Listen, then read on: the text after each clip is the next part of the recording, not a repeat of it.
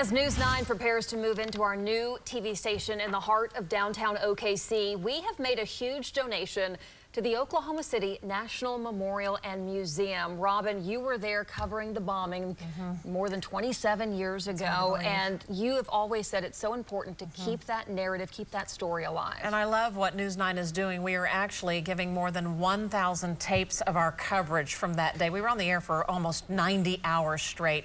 We're giving it to the National Memorial Museum.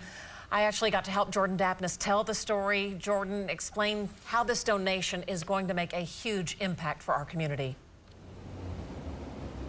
Well, this is hours upon hours of footage from the weeks, months, years after this day in 1995, this tragic day. Now, this history will be preserved safely right here at the National Memorial Museum.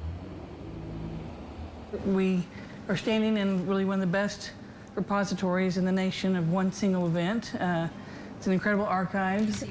More than 1,000 tapes will now be preserved in cool storage. It's the standard for archive footage of this significance. Not even 10 minutes after. Yeah, first hour cut in day one. That's what's so important about the archive, is that this moment in time can never be forgotten, and it has to be told in the way of truth. And I think that's what the documentation of News 9 giving all these video archives to the memorial is so important. For our Robin Marsh, who was there that day, the memories of what happened will never be forgotten. We got on the air just right after 9:02.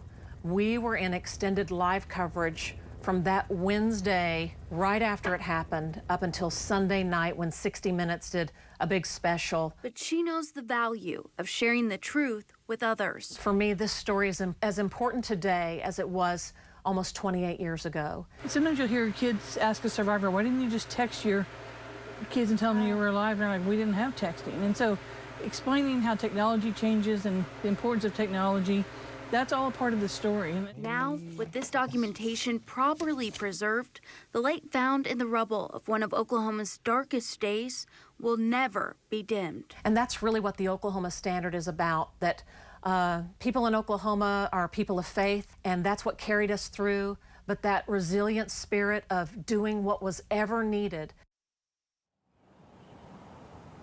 And the next step for these tapes, they're not just going to sit there. Curators and the media team are going to digitize these tapes. It's a process that's going to take several years. Live this morning, Jordan Daphnis, Oklahoma's Own, News 9.